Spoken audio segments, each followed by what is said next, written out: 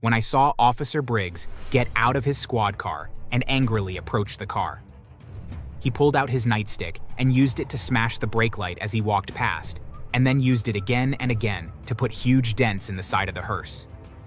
I flinched each time he hit the car, and Officer Timmons just kept telling me to stay calm and that he would handle things. However, when Officer Briggs got to the driver's side door, he yanked it open and pulled me out, and was about to use his baton on me. Thankfully, Officer Timmons jumped out of the car and pulled his service revolver out and pointed it at Briggs. "You idiot! How many times do I have to tell you to stop driving on my highway before you listen?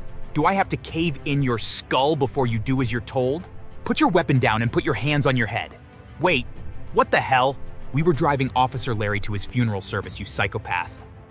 I had heard that you were unhinged, but I didn't realize just how much you were. You're under arrest." In a panic, Officer Briggs dropped his baton and ran as quickly as he could back to his squad car and sped off.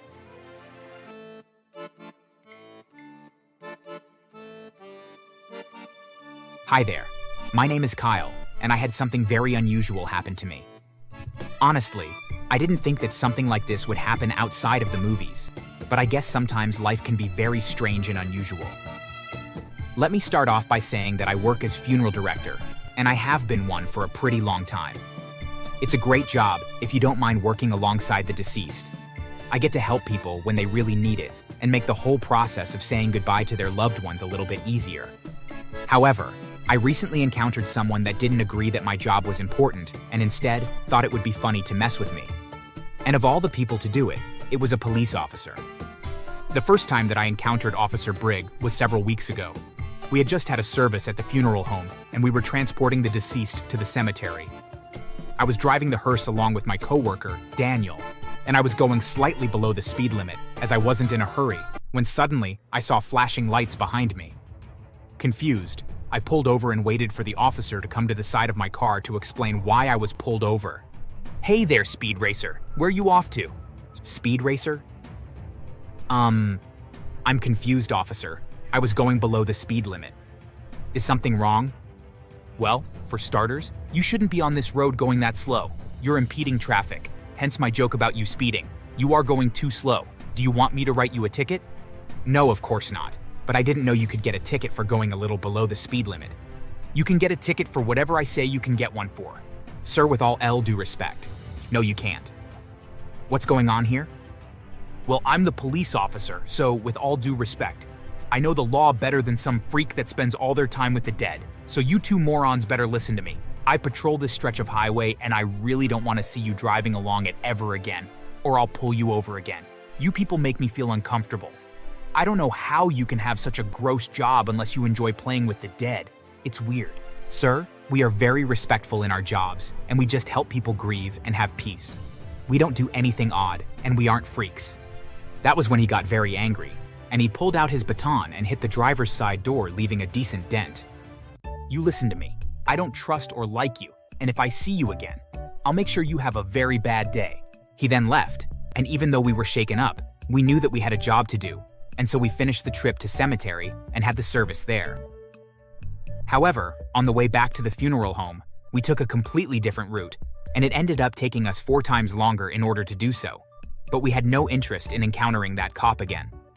I was so confused by that interaction. After all, we weren't doing anything wrong, and for the officer to get that aggressive was incredibly strange. However, over the course of the next few weeks, Officer Briggs made our jobs very hard. That stretch of highway that he patrolled had 2 very commonly used cemeteries on it, and our clients would often want to be interred there. One week after my encounter with Officer Briggs, Daniel was driving by himself with the hearse on his way to one of those cemeteries when he was pulled over as well. Unlike me though, Daniel had been driving a little above the speed limit, and Officer Briggs gave him a speeding ticket and forced him to wait there on the side of the road until a drug-sniffing dog team would come out and search the hearse. Daniel later told me that he was incredibly scared the entire time. Not that he had anything to hide, but because Officer Briggs was verbally abusive towards him and kept threatening that if Daniel would run, that he would chase him down and use whatever force was necessary to arrest him. Daniel is a shorter man and is very soft-spoken. He's the kind of person that wouldn't even hurt a fly, and for him to be threatened like that was completely unnecessary. He ended up waiting 5 hours until the dog team arrived and did a search of the hearse. When they were done, he was allowed to continue on his way to the cemetery, where the waiting family had grown very worried and impatient. We had to give them a massive discount in order to keep them happy as a result. The next day, I finished work, and I decided that I would go out to eat as it had been a long and stressful day and I wasn't in the mood to cook. I would need to take that same stretch of highway to get where I wanted to go, but since I was driving my own personal car, I figured that it would be okay, but nope. As I pulled out onto the highway, I instantly saw flashing lights behind me. I knew that I wasn't speeding though, so I just assumed that I wasn't really in any trouble. I thought I told you not to drive my stretch of road again. Sir, I just finished work and I'm on my way to get something to eat. Please, I don't want any trouble. Well, you decided to ignore my commands, so to me. That means that you are looking for trouble. I'm surprised that a freak like you goes out to eat. I figured you would just be a cannibal. What the hell? I would never do that. What do you have against me? You work with death and it's weird. Only people that are complete freaks would work such a job. Regardless, I think that you need to step out of the car. Now! Of course I obeyed his command and I got out, but I was terrified. After all, he had struck the hearse unprovoked and I didn't know what he was going to do. Please, officer, I don't want any trouble. And I was obeying the law. Yeah, I don't believe you. Why, I think I smell alcohol on your breath. Maybe we should do a breathalyzer test to make sure you haven't been drinking. I just came from work. There's no way that I was drinking. This is ridiculous. Are you refusing to do the test? Yes, I'm refusing. You're just trying to harass me. That was the wrong thing to say, as he then threw me against my car and handcuffed me and then threw me into the back of his squad car. I tried to ask him what he thought he was doing, but he wouldn't respond. And when we got to the station, he dragged me into the back and threw me in a cell. Hours ticked by until a different officer came and released me from the cell.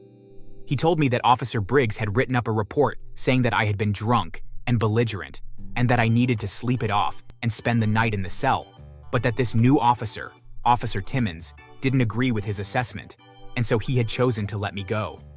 I asked him why Officer Briggs hated me and people in my line of work so much, and the officer told me that Officer Briggs had been married to a funeral director and that he had cheated on her, and she divorced him and had taken him to the cleaners. Briggs had been left with nearly nothing and lived in a small one-bedroom apartment as a result, and that he clearly had a chip on his shoulder ever since. He then apologized and led me outside, and then gave me a ride back to my car that had been sitting on the side of the road where Officer Briggs had initially pulled me over. Thankfully, it hadn't been vandalized or broken into, but I was still furious with what had happened. I wanted to avoid that stretch of highway for the rest of my life, but sadly, I couldn't. I needed to travel that highway for work often, and it was just the most convenient way to get around town as well. However, a week later, my deliverance came into my life. A very old police officer passed away from a heart attack, which was a tragedy, of course. And when Officer Timmons came into my office to plan the funeral service, I suddenly saw it as an opportunity to get revenge on Briggs. I made sure to recommend that we lay the deceased officer in the cemetery along the stretch of highway that Officer Briggs patrolled, and Timmons agreed that it would be perfect.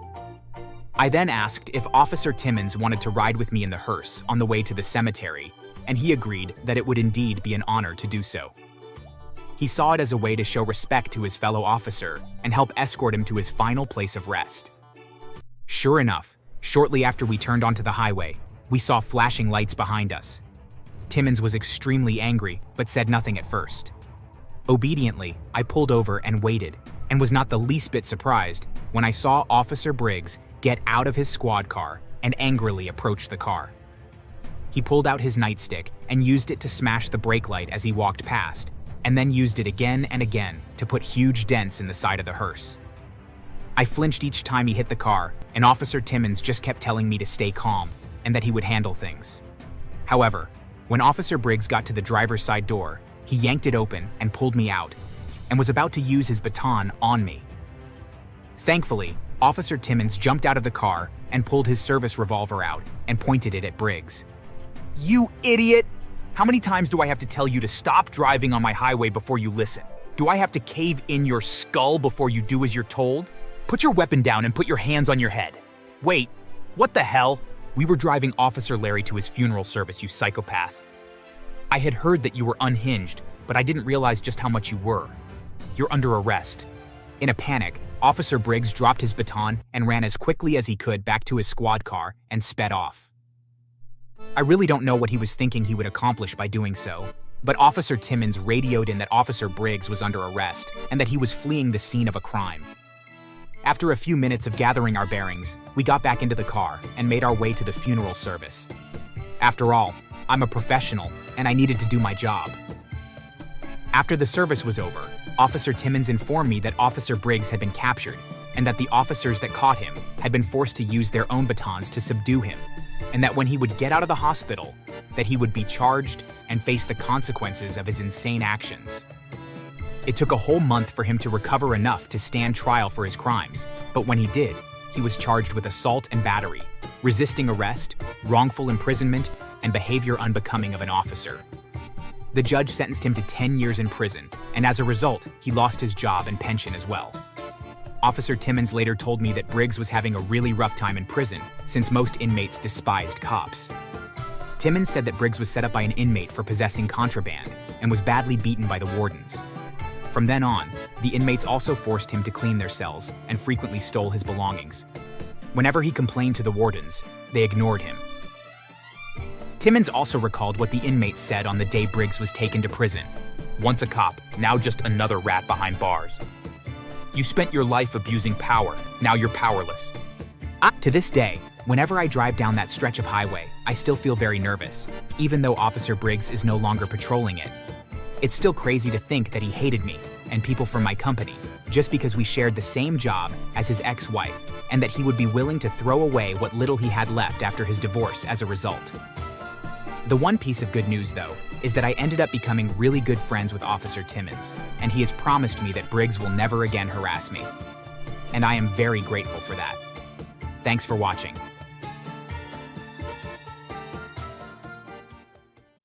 Then came the wedding night. I stepped outside to grab my overnight bag from the car.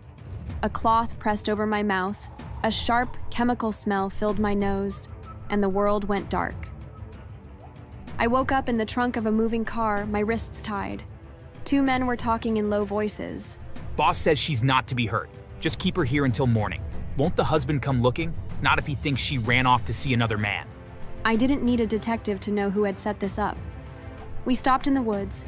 They pulled me out, blindfolded.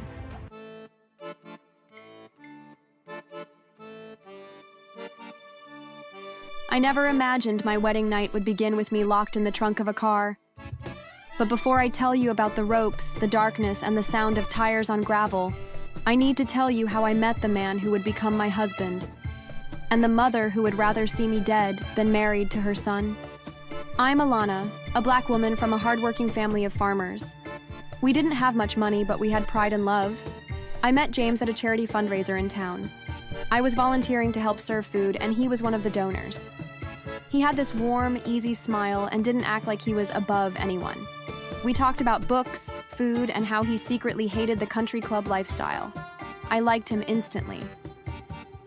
The first time he brought me to meet his mother, Margaret, she barely let me in the door.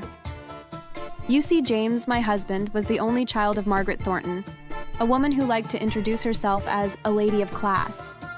She was nearly 50 when she finally had him, after years of fertility treatments. He was her miracle baby, her reason for breathing, and apparently, her property. When we got her house. "This is Alana? I thought you said you met someone respectable. She looks like a streetwalker. James, I thought you'd have better taste.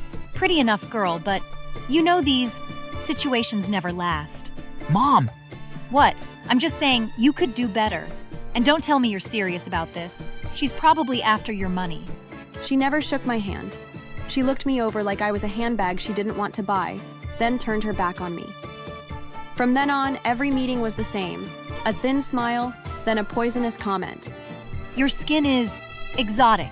James, do you really think our family photos will look right? Your people work on farms, right? You must be used to hard labor. I guess that's useful. You're lucky James is generous. Most men wouldn't want a woman who can't bring anything but calloused hands to the table." James always told me to ignore her. "She's old-fashioned, Alana. She'll come around. You'll see."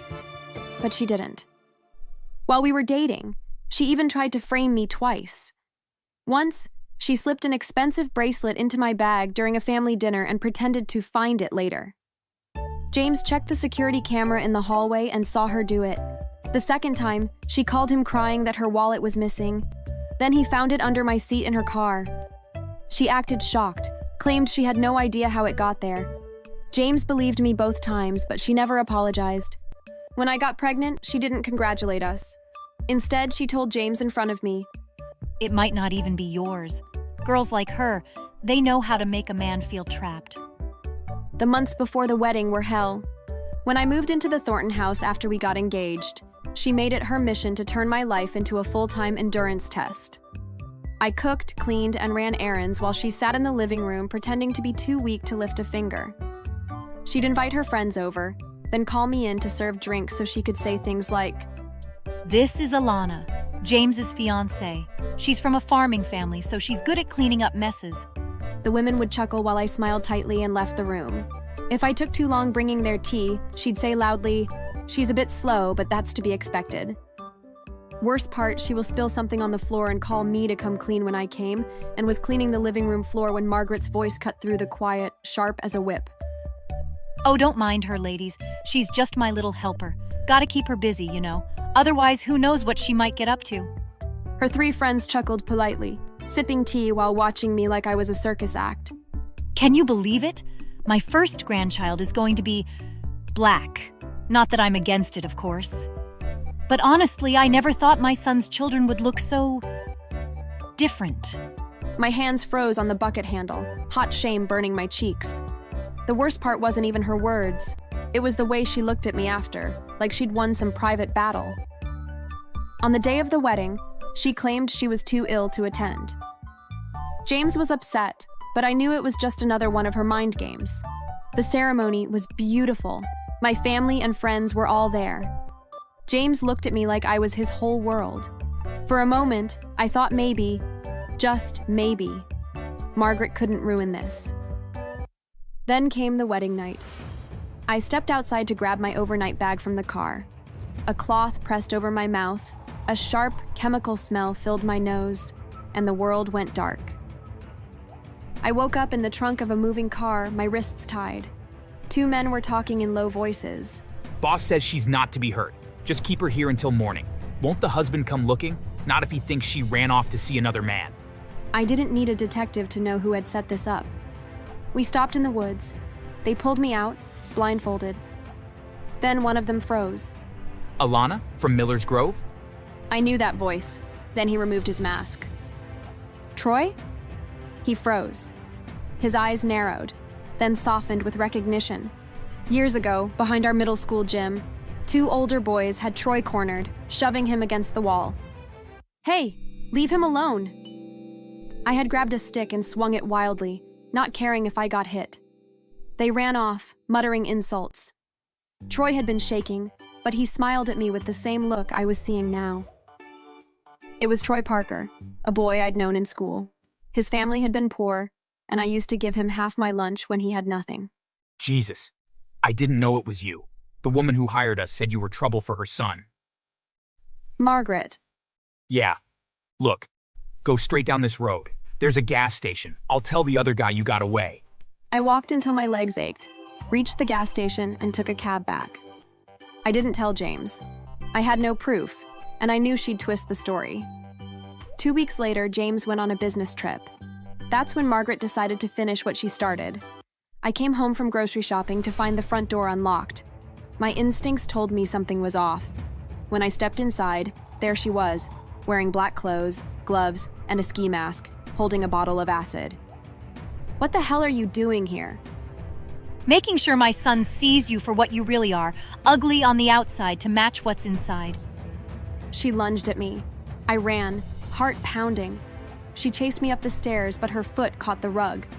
She fell, the bottle flew from her hand, and the liquid splashed across her face and neck. Her scream was the most chilling sound I've ever heard. I called an ambulance. The burns were severe. She lost sight in one eye. Her once prized beauty was gone forever. When James came home and heard what happened, and what she had tried to do, Jane paid a visit to Margaret at the hospital. James, sweetie, No, don't you dare. I defended you all my life, Mom, but you tried to kill my wife. I told her you'd come around. I told her you were just misunderstood, but I was wrong. He turned and walked out without looking back. Her racism didn't end with her face. Even now, when we see her in town, she spits insults under her breath. But the once proud Margaret is unrecognizable. Kids call her Monster Lady and run away. Her only company is her 2 little dogs. And then came my brother's turn. My younger brother Malik drives for Uber. One day he picked her up. She didn't recognize him. He drove her to a remote field road, stopped the car, and said, You can walk from here. You can't leave me here. Funny, that's what you tried to do to my sister. He drove away, leaving her to hobble the mile back to the main road. James and I are still together, still happy, and now raising our 2nd child. Sometimes karma doesn't need the police. It just needs patience. So yeah, if your future mother-in-law says you look like a prostitute the first time you meet, maybe hire a food taster. And don't forget to subscribe and like the video. It's safer than getting kidnapped.